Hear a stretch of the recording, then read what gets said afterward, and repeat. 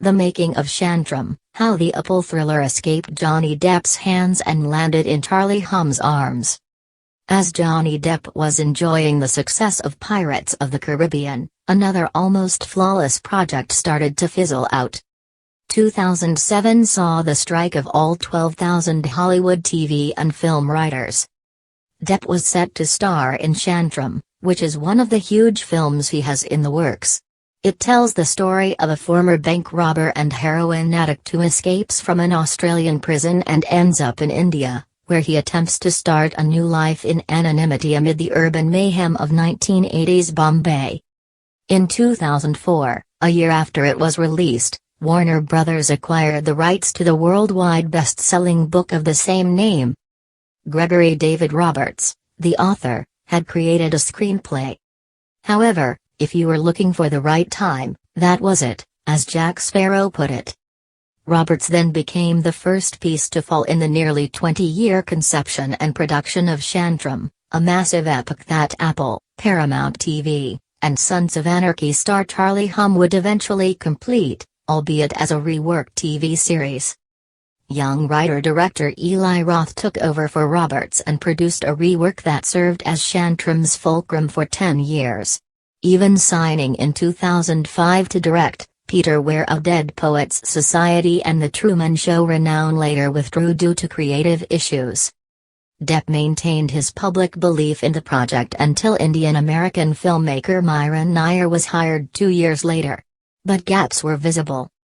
"We've basically put the movie on hold because of the writers' strike and everything," Depp said in a 2007 interview with India's NDTV while promoting the Tim Burton-directed Sweeney Todd, The Demon Barber of Fleet Street, which came out 6 months after the release of Pirates of the Caribbean, at World's End, the third entry in the Disney franchise.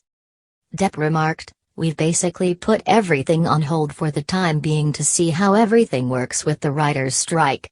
Myra and Eric Roth have done some incredible work. Additionally, I believe they're extremely near to something almost perfect. However, in light of the writers' strike, you must be vigilant and ensure that everything is in order." Depp responded that there would be no place to reproduce that when asked if the movie will be filmed on location in Bombay. "It would have to be in that region, in Bombay, and I believe Myra is the best person to capture that," according to Depp. "She certainly has a good sense of the place."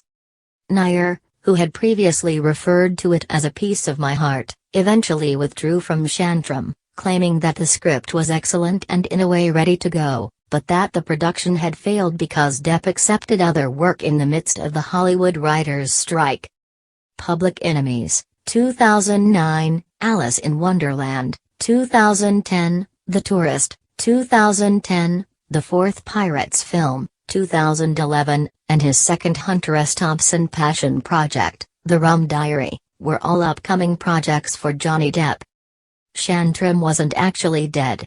Joel Edgerton was cast in 2013 to play the starring part of Dale Conte, aka Lynn Ford, with Depp coming back to produce, despite Warner Brothers still having the rights they paid $2 million for. Edgerton started contract talks for the movie, which still lacked a director. The British actor Charlie Hunnam's reading of Shantram had an impact on him, just like it had on countless others. He devoured all 936 pages while on vacation in Thailand, and because the film idea was uncertain, he came to the conclusion that a TV series would be a better fit. As luck would have it, Warner Brothers decided to throw their name in the hat, and the rights were accessible, as Hunnam put it. 2018 saw the request for bids. Shantram was acquired by Paramount and Anonymous Content after a month-long process, and Apple shortly joined the project. They intended to make it a TV series.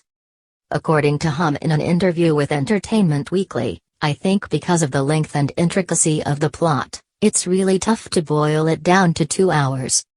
Hunnam, meanwhile, was ready for a chance to capitalize on his popularity from the popular FX series Sons of Anarchy, which ended in 2014 after 7 seasons.